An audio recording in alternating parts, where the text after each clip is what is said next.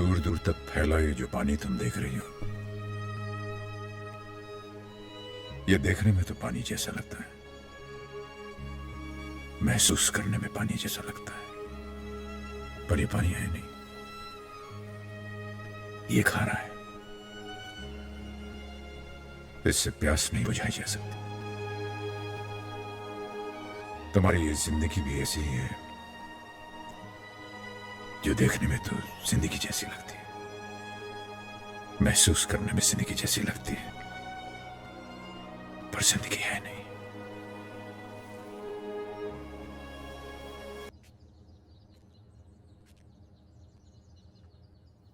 मैं जानती थी कि तुम यही होगे। इतना जानती हो तो मुझे गलत क्यों समझती हो? अक्सर खुद को समझने में भी मुश्किल होती है।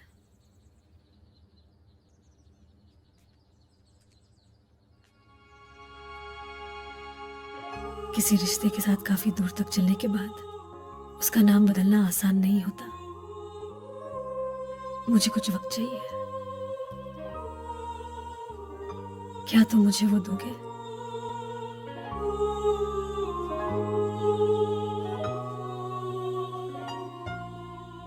प्यार में वक्त की कोई सीमा नहीं होती। कहो तो सारी उम्र दे सकता हूं।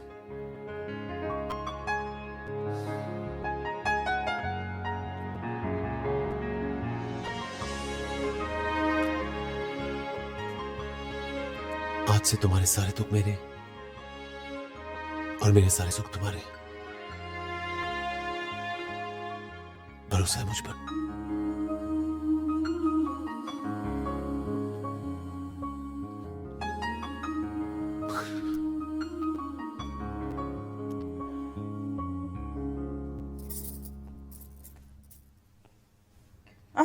ये क्या?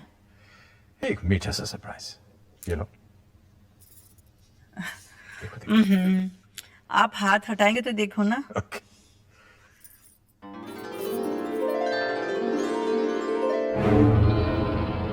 ये कैसा मजाक है? ये मजाक नहीं, सच है। मैं ये शादी नहीं होने दूंगी। ये शादी नहीं हो सकती, हरगिज नहीं। कैसी बातें करती हो शोभना? मिली हमारी बेटी है, उसकी खुशियों के बारे में सोचना हमारी जिम्मेदारी नहीं? और मेरी खुशी की कोई मायने नहीं। अगर मिली ने अपना पति खोया है तो मैंने भी अपना इकलौता बेटा खोया है। अब अपनी आखिरी खुशी अपना पोता नहीं खो सकती मैं, नहीं। शोभना, तुम बात समझने की कोशिश करो। क्या समझूं? कहिए ना, क्या समझूं? समझने की तो आपको जरूरत है। अगर ये शादी हुई तो मिली के साथ तेरा पोता भी चला जाएगा। ये नहीं होगा। माँ होकर माँ का दर्द नहीं समझ रही हो तुम। यहाँ माँ रहेगी, बेटा तो वहीं रहेगा। मुझे समझा रहे हैं आप माँ का दर्द? उस माँ को जिसने अपने बेटे को अपने खून से सींचा, बड़ा किया और उसे खून में लथपथ उसे अपनी आंखों के सामने जाते भी देखा, हमेशा के लिए खो दिया है। फिर आप ही ने कहा हमारा अभी कहीं नहीं गया, अंश में ही समा गया है। तो उसी में अपने बेटे को ढूंढने की कोशिश करने लगी। जब वो मिल गया है तो आप कह रहे दोबारा उसे खो दूं? नहीं, हरगिज नहीं। जिसे तुम खोना कह रही हो, अंश के लिए वही पाना भी तो हो सकता है। उसे एक पिता मिलेगा शोभना, पिता, वो भी रजत जैसा, जो उससे बेहद प्यार करता है। बाप का यही प्यार अंश के लिए बहुत जरूरी है बीवी। लेकिन मेरे लिए अंश का होना बहुत जरूरी है। नहीं जी सकती हूँ मैं उसके बगैर, और वो मुझसे दूर कहीं नहीं जाएगा। बीवी,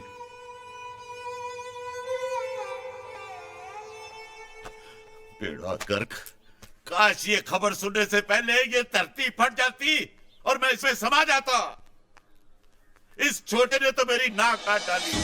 क्यों जी, क्या किया है बलराज ने? जिस खानदान की मिसालें देते लोग नहीं थकते, अब उसी पर सारे थूकेंगे।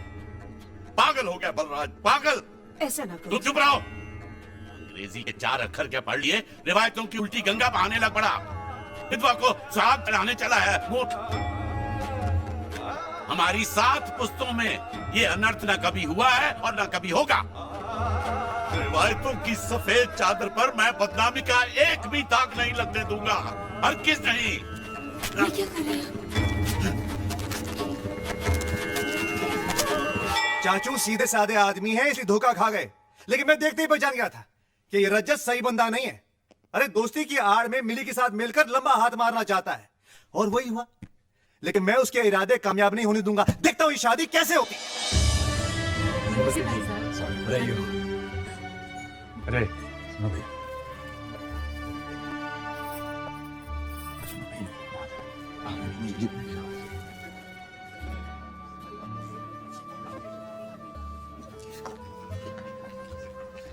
शुक्रिया, अरे बहुत बहुत शुक्रिया। ऐसा मत कहिए भाई साहब।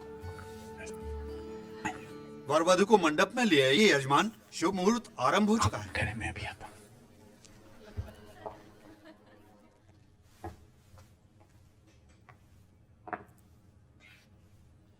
चले बेटे।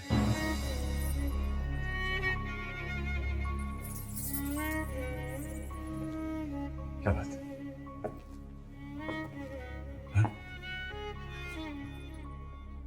ये सोचकर मेरे कदम आगे ही नहीं बढ़ रहे बाबा कि मेरा घर मुझसे छूटा जा रहा है। मैं अपने पापा को छोड़कर। बेटियों को तो माँ बाप का घर छोड़कर जाना ही पड़ता है, संसार का नियम ही है बेटा।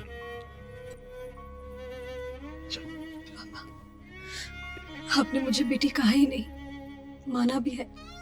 मंडप में जाने के बाद इस रिश्ते की मोहर भी लग जाएगी, तब शायद मैं वो नहीं कर पाऊंगी जो मैं करना चाहती हूँ। बस एक बार, आखिरी बार मैं आपके पाँव छूना चाहती हूँ, आपके बहू के नाते। नहीं, बेटियां पाँव नहीं छूती।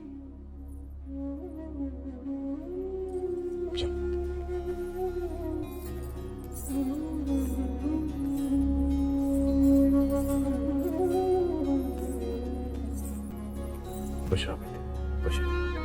मैं तो इसे तुम्हारे पास नीचे लाना था। ये कहने से मैं खुद को नहीं रोक पा रहा कि लोग तो मैंने बहुत देखे हैं, लेकिन ऐसा आदमी नहीं देखा जो अपनी खुशियों को कम और दूसरों के गमों को ज्यादा महत्व दे, जो एक रिश्ता जोड़ने के लिए अपने तमाम रिश्ते तोड़ने को तैयार हो जाए। आशीर्वाद दीजिए कि मैं आप जैसा बन सकूं, आपकी बेटी को वो सब कुछ दूं जिसकी वो हकदार है।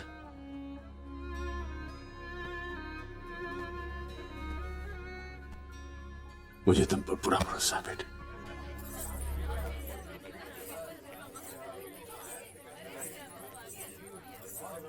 आजा बेटा आजा। बंद करो ये तमाशा, ये शादी नहीं होगी। बड़े भैया, मत कहो मुझे बड़े भैया, तू मेरा भाई हो ही नहीं सकता। मेरा भाई तो वो था जो मेरी हां पर हां और ना पर ना की मोहर लगाता था, जिसे सीने से लगाकर मुझे यकीन होता था कि वो हमारे खानदान की रवायतों को आगे बढ़ाएगा। पर तूने तो थूक दिया उन पर, आग लगा दी उनमें।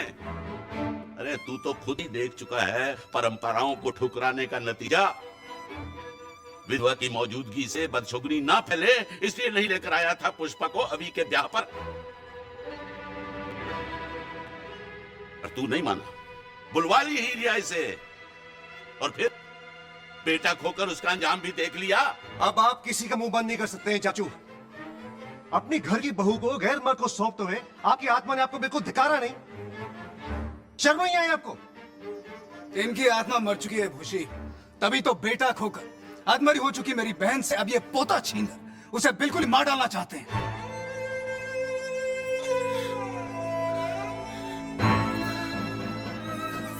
मम्मा प्लीज दीजिए, चलिए। और पापा को न जाने क्या क्या कह रहे, प्लीज मम्मा प्लीज। वाह जी जी वाह, अब आपके लिए वो पराई लड़की इतनी ज्यादा अपनी हो गई है कि उसकी खुशियों के नाम पर आप अपनी पत्नी की जान तक लेने पर उतारू हो गए। भगवान से डर छोटे, भगवान से डर। विधवा के दूजे ब्याह की बात सोचना भी पाप है, अनर्थ है, अधर्म है। और अगर अभी तूने अपनी जिद नहीं छोड़ी तो कसम दुखों की, शादी के इस हवन की अग्नि मेरी चिता की आग बन जाएगी। ये शादी कराने के लिए तुझे मेरी लाश पर से गुजरना होगा। अगर आपकी वजह से मेरे बाबूजी को कुछ हो गया ना चाचू, तो मैं सारे रिश्ते रिश्ते भूल के पता नहीं क्या कर जाऊंगा। कोई लिहाज नहीं करूंगा मैं। आप लोग जी, यहाँ पे कोई शादी वादी नहीं हो रही है, जाइए अपने घर। वे पंडित उठो। बैठिए पंडित जी, बैठिए। और आप लोग भी बैठिए। मेरे हुक्म के ऊपर अपनी जिद रखने की तेरी हिम्मत कैसे हुई? धर्म, समाज, परंपराओं को लात मार कर क्या तू ये साबित करना चाहता है कि तू इन सबसे ऊंचा है, बहुत बड़ा है, भगवान है? नहीं, तू पागल है, पागल। हाँ, मैं पागल हूं बड़े भैया, मैं पागल हूं। बहू को बेटी मानना अगर पागल बनाए तो मैं पागल हूं। उसके आंसू पोंछना अगर पागल बनाए तो मैं पागल हूं। उसकी अंधेरी जिंदगी में खुशियों की रोशनी भरना अगर पागल बने तो हाँ, मैं पागल हूं। क्या कसूर है इस बच्ची का जो मैं इसे इस चार दीवारी के अंदर कैद करके मौत की सजा सुना दूं, जहां ना हवा है, ना रोशनी है, न किसी सवेरे की आस है। तेरी बच्ची कोई दुनिया की सबसे अनोखी विधवा नहीं है जिसके लिए तू अपने ही बंदों से बगावत पर उतर आया है। देख इधर, देख इसे, तेरे अपने ही छोटे भाई की विधवा है ये। पूरे 20 साल से खानदान की इज्जत को संभाले बैठी है अपने घर में। पूछ इससे, है कोई परेशानी? चैन से जी रही है कि नहीं? बता पुष्पा, तू ही बता। जी नहीं बड़े भैया, मुझे कोई परेशानी नहीं। 2 वक्त की रोटी खाती हूँ, तन ढकने के लिए ये बेरंग कपड़े हैं, और हाँ, सांस भी लेती हूँ। अगर इसे जीना कहते तो मैं चैन से जी रही हूँ।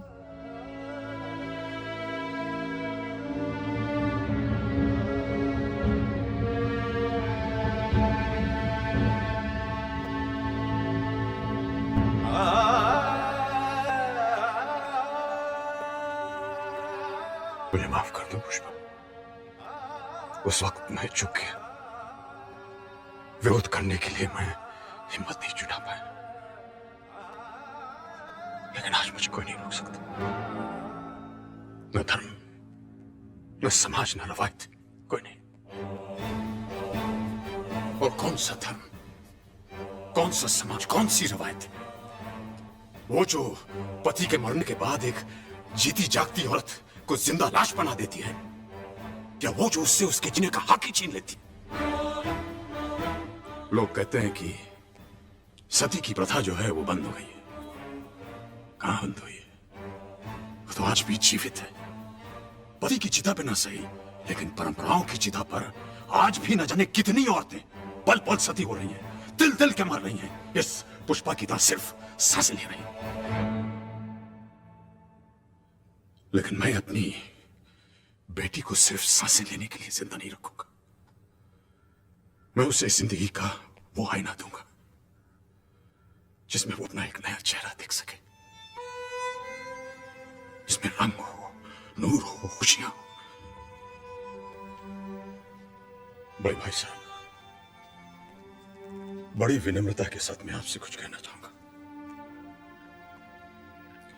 क्या ये ठीक है कि परंपराएं बनाने वाला इंसान ही परंपराओं की बलि चढ़ता रहे? परंपराएं जिए, इंसान मरता रहे। परंपराएं बड़ी, जिंदगी कुछ भी नहीं। बड़े भाई साहब, आपको परंपराएं निभाना तो याद रहे, लेकिन पुष्पा के आंसू पोंछना आप भूल गए।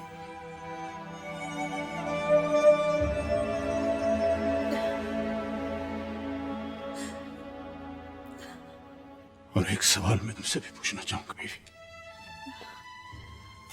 ये जो लड़की तुम्हारे बगल में खड़ी है, ये तुम्हारी बहू ना होकर अगर तुम्हारी बेटी होती, और वो जिसे हमने खो दिया है वो तुम्हारा बेटा ना होकर तुम्हारा दामाद होता,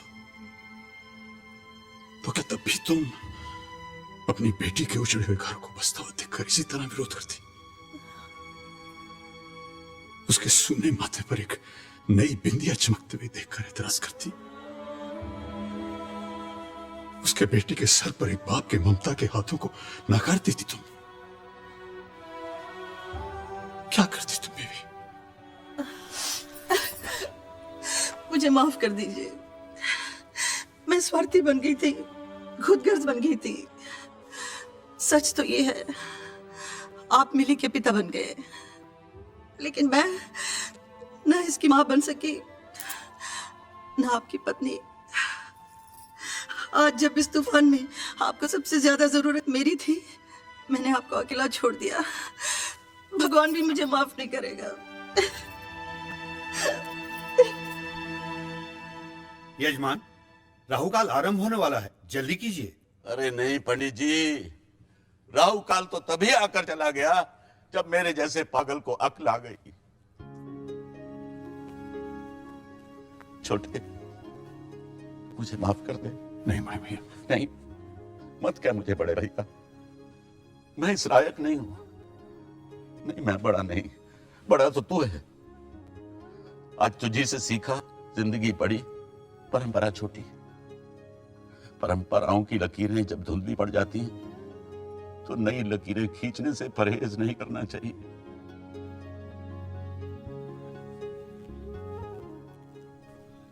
पुत्र जी, देर तो बड़ी हो गई, अब मेरी बात का कोई मतलब ही नहीं है। पर बड़े भैया समझ के मुझे माफ कर देना। ऐसा मत कहिए बड़े भैया। चलो आओ भाई। छोटे, बच्ची को मंडप में ले चलो।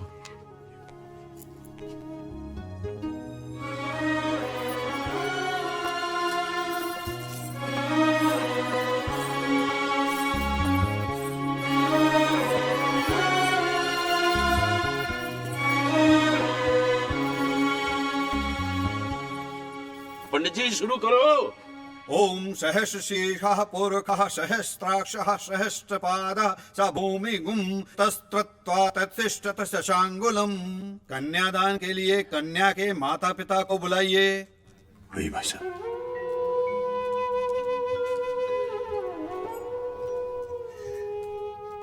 कन्यादान का अधिकार बेटी के बाबुल को होता है,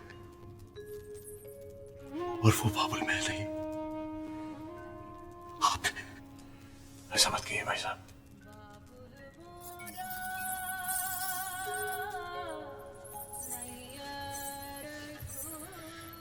महके की धैर्य लाने के बाद काश हर बेटी को आप जैसा बाबुल मिले पापा।